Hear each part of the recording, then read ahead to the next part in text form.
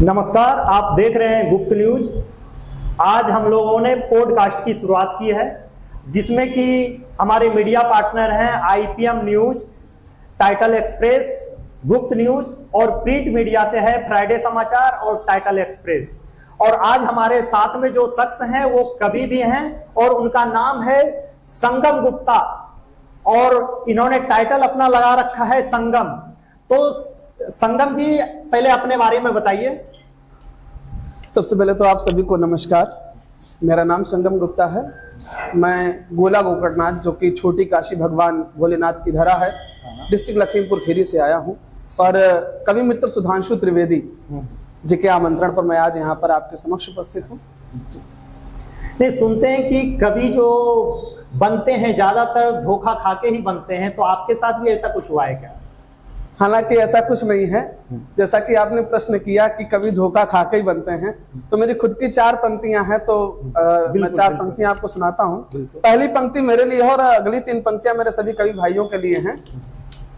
कि नहीं टूटा है दिल मेरा मगर श्रृंगार लिखते हैं, नहीं टूटा है दिल मेरा मगर श्रृंगार लिखते हैं, जरूरत जब हो अग्नि की तो ये अंगार लिखते हैं। क्या बात है। कभी ये व्यंग गढ़ते हैं कलम लेती जो अंगड़ाई, कभी ये व्यंग गढ़ते हैं कलम लेती जो अंगड़ाई, कोई बैठा हो जब गुमसुम ठहाकेदार लिखते हैं। वाह वाह वाह, कोई बैठ, तो ये जरूरी नहीं है कि प्रेम होने के लिए दिल ही टूटे।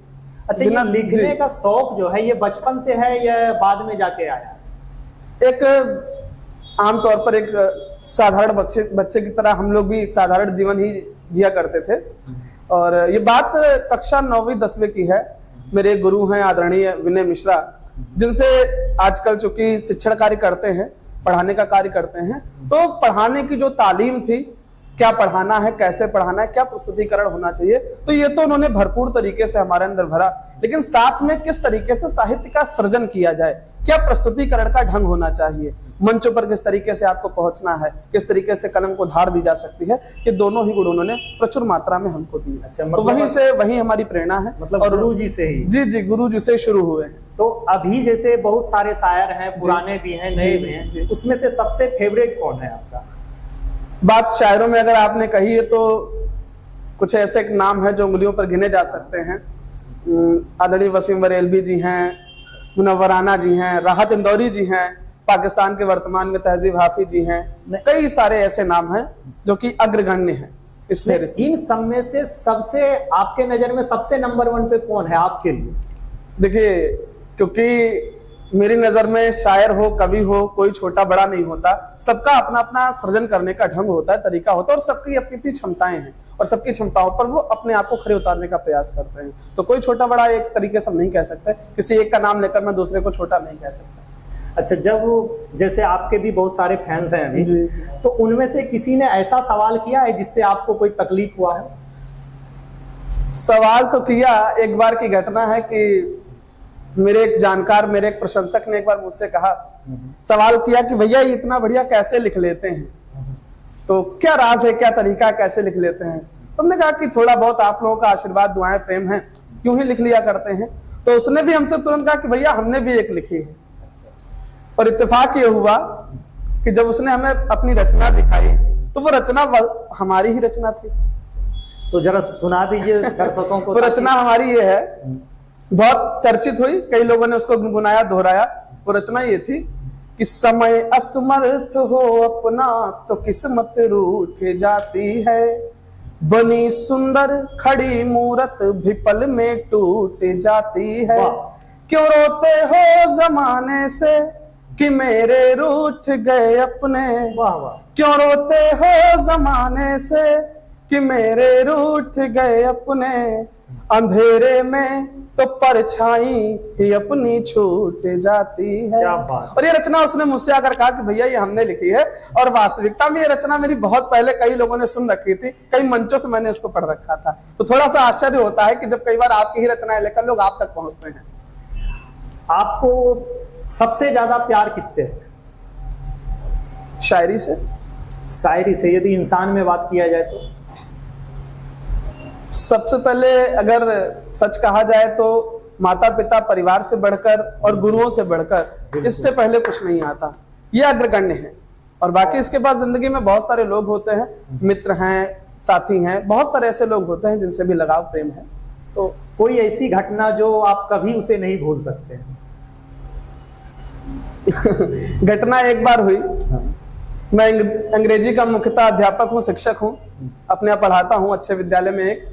तो एक बार क्या हुआ, हम नए नए अंग्रेजी सीखे हुए थे, तो हमारी एक मैम हुआ करती थी, तो नया नया मैं इंग्लिश का सीखा हुआ था। मेरे गुरु ने मुझे एक फ्रेज बताया था, वेरी वेल। इसका अर्थ बहुत अच्छा होता है। अच्छा, मैं नया नया फ्लो में था, जब हम कुछ नया नया सीखते हैं तो वो जुबान पर बहुत ज्यादा रहता है, नया नया सीखने की वजह से। हुआ कि अचानक वो क्लास में एंट्री की, मैम ने एंट्री किया और अचानक से उनका पैर स्लिप हो गया। मैं नया नया अंग्रेजी का सीखा हुआ था, मुंह से अचानक निकला वेरी वेल, और वहां पर से बात खराब हो गई। तो इस तरीके से वो घटना भूलते नहीं। आज भी हम अपने बच्चों को दोहराते हैं कि कुछ घटनाएं ऐसी होती जो नहीं होनी चाहिए लेकिन हो जाती हैं। अच्छा, संयोग से ऐसी कोई गलती जो आपसे हो गई हो और दोबारा नहीं करना चाहेंगे? कई ऐसी गलतियां हुई। हाँ।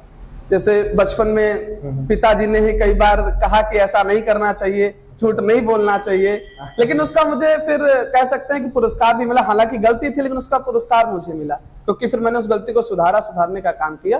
तो इस तरीके से पिताजी ने भी फिर आशीर्वाद के रूप में उसको दोबारा से गलती ना करने का एहसास कराया।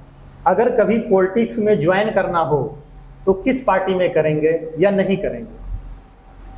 दो लाइनें हैं कि युग की सुप्त शिराओं में कविता शोणित भरती है, युग की सुप्त शिराओं में कविता शोणित भरती है, और वह समाज मर जाता है जिसकी कविता डरती है।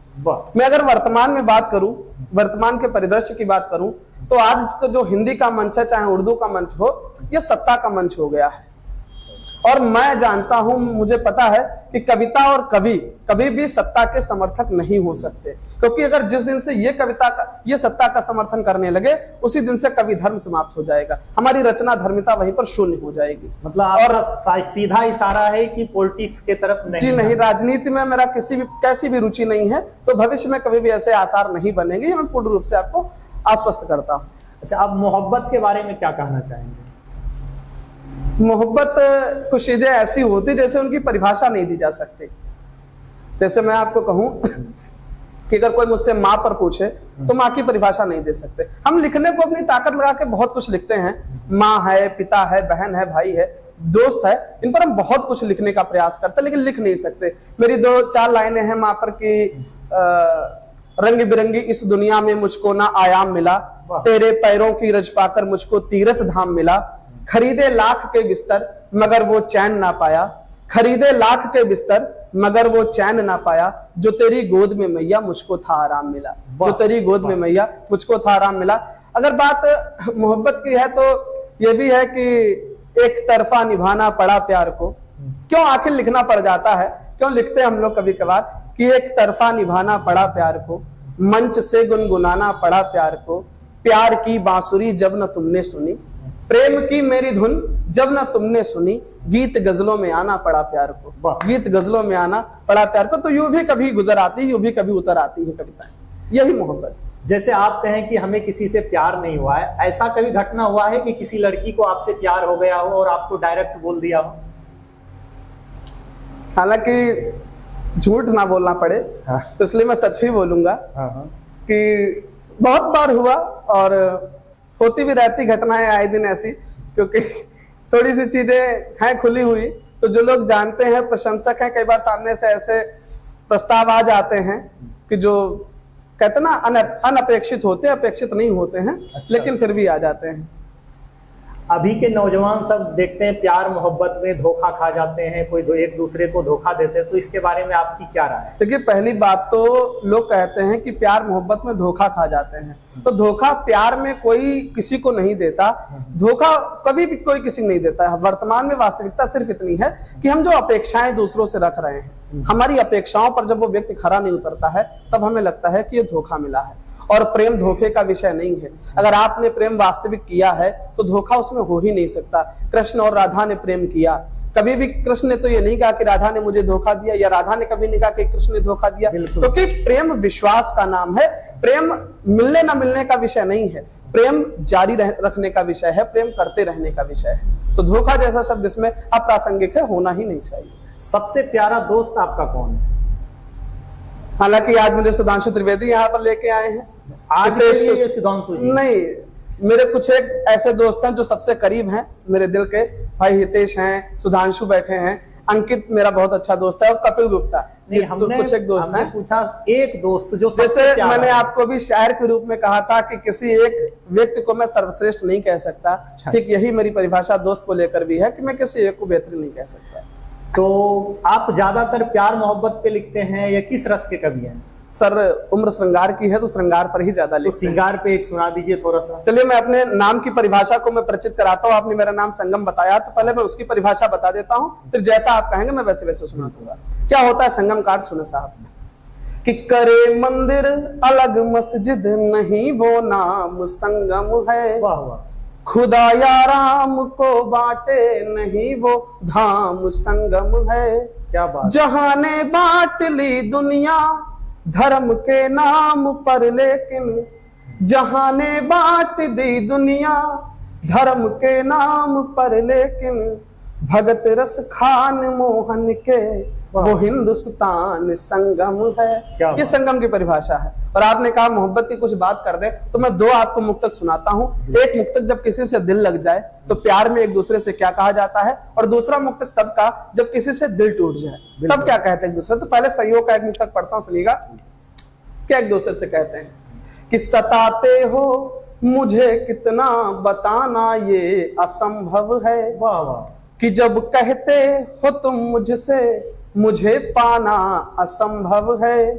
कोई मछली बिना पानी के रह लेगी ये संभव है। कोई मछली बिना पानी के रह लेगी ये संभव है। तुम्हारे बिन मेरा मरना मेरा जीना असंभव है। क्या बात। जरा चार लाइनें आप ये भी देखें और आशीर्वाद दे कि जब दिल टूट जाए तब क्या कहते हैं एक दूसरे से।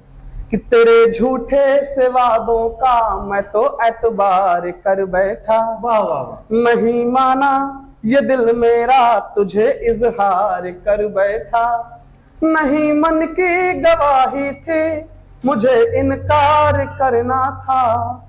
नहीं मन की गवाही थी मुझे इनकार करना था। ये की एक भूल जीवन में कि तुझसे प्यार कर बैठा। क्या बात। ये की एक भूल जीवन में कि तुझसे प्यार कर बैठा। अभी नए जनरेशन में लोग प्यार मोहब्बत में खुदकशी कर लेते हैं, तो उनको आप जाते जाते क्या संदेश देना चाहेंगे? प्रेम, पहली बात तो किसी को भी खुदकुशी के लिए प्रेरित करने का विषय नहीं है। खुदकुशी करने के और विषय हो सकते हैं, लेकिन तो कभी भी प्रेम किसी को खुदकुशी करने का के लिए प्रेरित नहीं करता। तो जो लोग पहली बात तो खुदकुशी प्रेम में करते हैं, ये बिल्कुल ही असत्य है, गलत बात है। ये आरोपण है प्रेम पर। प्रेम की पवित्रता पर एक अपवित्र होने का निशान लगाया जाता है। और दूसरी बात यह है कि प्रेम यदि आप चला सकते हैं, प्रेम निभा सकते हैं, तभी आप प्रेम करें, क्योंकि प्रेम करना आसान है, प्रेम निभाना बहुत मुश्किल है। ये बड़ी बात है कि यदि आप प्रेम निभा सकते हैं तभी प्रेम करें। तो अभी आपने सुना कि हमारे साथ हैं संगम गुप्ता जी, और इसी तरह से नेक्स्ट वीडियो में हम मिलते रहेंगे। देखते रहिए गुप्त न्यूज। जय हिंद, जय भारत।